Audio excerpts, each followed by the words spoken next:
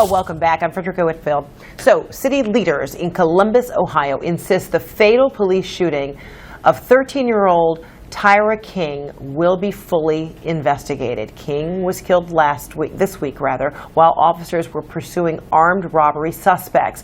Officers claimed King pulled out what appeared to be a gun before an officer opened fire. The gun turned out to be a BB gun. Well, this is what the BB gun King allegedly was holding looked like. The Columbus police chief says the gun looks all too real. We found a gun at the scene near the suspect that we were trying to apprehend, and this is what that gun looked like. Our officers carry a gun that looks practically identical to this weapon. All right, let's bring in our legal guys, Avery Friedman, a civil rights attorney and law professor in Cleveland, and Richard Herman, a New York criminal defense attorney and law professor, joining us from Las Vegas. Good to see both of you gentlemen. Hi, Francie. Okay, so this, oh boy, hearts are heavy over this. Yet another small child, who was killed in what's mistaken to be or what appears to be a weapon. So in determining whether the police shooting was justified, will this come down to how real that BB gun looks, Richard? Yeah, Fred, the problem here is this, and it's like almost monthly I say to you and I lecture about and I write about. When you disobey a command from a police officer, nothing good is going to happen. Now, this individual, a 13-year-old 8th grader, was being apprehended by police. He was running from police. He was being apprehended, and during that process, he allegedly reached into his waistband and pulled out this gun. It's not an alleged gun, it's a gun, and it looks just like a real gun, and it's not orange capped, and it looks like a semi-automatic weapon. The standard will be what would a reasonable police officer do under those circumstances. That's the standard. And Fred, I can't envision any fact pattern which would not justify what the police did here. But I think what's different here too, though, I just wonder here too, Richard, and I understand what you're saying, and I think most people do, but when you're talking about a 13-year-old kid who may not be as conditioned about the rules of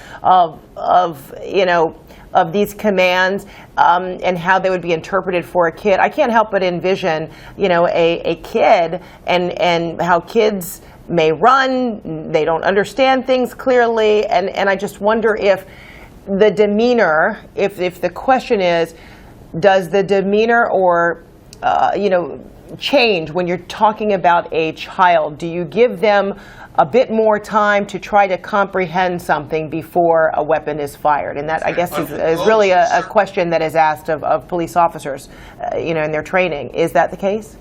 No, Fred, under those circumstances, after being chased and ignoring commands by police and then reaching into a waist pocket, what was he doing taking a gun out with him in his waist that night?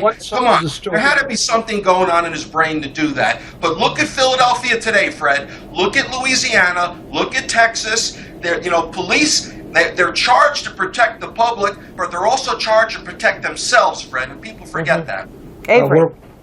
We're assuming all the facts that are coming from the police department. No reason to disbelieve it. Let me explain the difference, and I think that's what's missing in this analysis. Here in Cleveland, the Cleveland Police Department is under a court order overseen by the chief federal district judge on protecting the constitutional rights of its citizens. Columbus doesn't have the mandatory body cam. Cleveland is getting that. There is no reason on earth why Columbus police don't have a body cam. Let's assume all the facts are as they've been stated by Richard. Well, what is missing here is the other side of the story. We need to see both in order to get to the truth. And while the Columbus Police Department ponders whether or not they're going to be using body cams, we now have a 13-year-old who is dead. So all we know is what the police are telling us. The family lawyers are saying the story is very different. And in fact, the Columbus Dispatch interviewed a young man, 19, Demetrius Braxton, who said, look, I was there with the encounter of the police. Yeah, the gun looked like a real gun. Clearly it was a BB gun. So what we know right now, very simply, is that we don't have all the facts, and that's what we need in order to understand what really happened here. Fred, here's the situation, Fred. Creatively, I cannot imagine any set of facts that would alter this outcome here. However, the argument being made is that the police are investigating themselves, and therefore, that in and of itself doesn't smell right. So we should have an independent prosecutor or an independent investigation. I'm all for that. If something should come up, it's going to go to the grand jury either way, Fred. But I just don't think, based on what we know now, there's going to be any criminal charges, and the civil liability is the same. The standard will be the same civilly.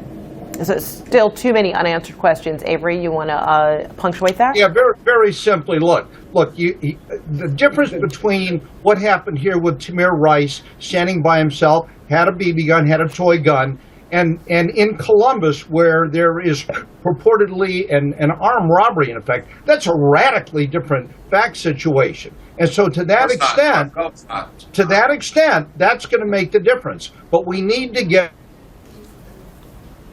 any final conclusions. That's all simple. right.